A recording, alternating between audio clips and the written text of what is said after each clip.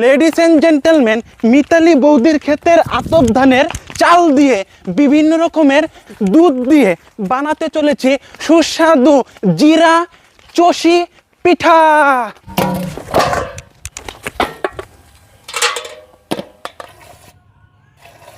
মিতালি বৌদির আতপ ধান, ধান থেকে ভালো করে চাল বের করে নেব।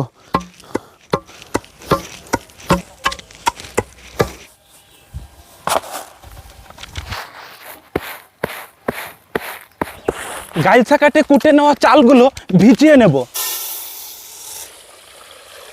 ভিজিয়ে রাখা জল ঝরিয়ে নেওয়া চালগুলো গুঁড়ি করে নেব। ভালো করে আতপ চাল থেকে গুঁড়ি বের করে নেব। গুঁড়িগুলোকে ভালো করে টেকে নেব। আগুনের উপরে কড়াই বসিয়ে দেব। বিশুদ্ধ পানীয় জল, গরম জলটা নামিয়ে নেব। গরম জলের মধ্যে আস্তে আস্তে গুঁড়োগুলো দিয়ে দিব। গরম গরম নামিয়ে নিয়ে ভালো করে ডান্টি দিয়ে চালের গুঁড়োগুলো জলের সাথে মিশিয়ে নেব।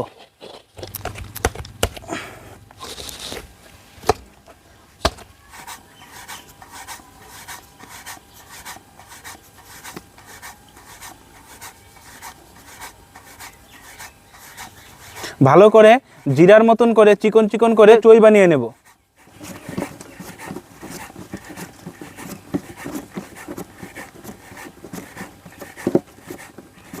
কড়াইটা বসিয়ে দেব। চালের গুঁড়োর চইগুলো কড়াইতে ভেজে নেব। ব্রাউন কালারের মতন করে ভেজে নেব।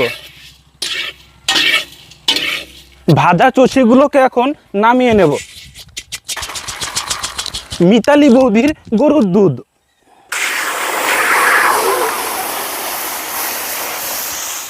লিকুইড দুধ,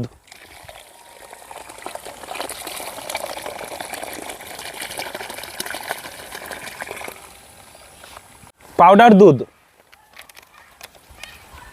ভালো করে মিশিয়ে নেব।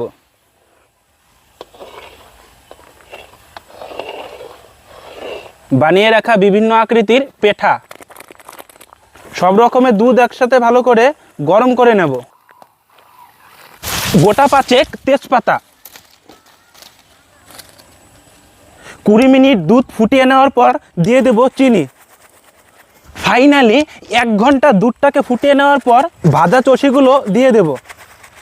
গোটা কয়েক কাঠবাদাম, দুবাইয়ের বিখ্যাত খেজুর, গোটা কয়েক এলাচ, ঘরের তৈরি করা কিশমিশ, ট্যানিয়াল ফল, কাজু বাদাম।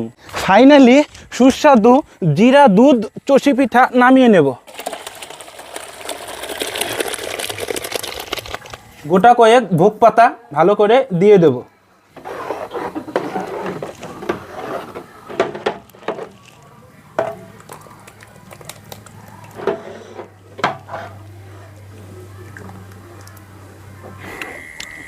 সুস্বাদু জিরা চষি পিঠা।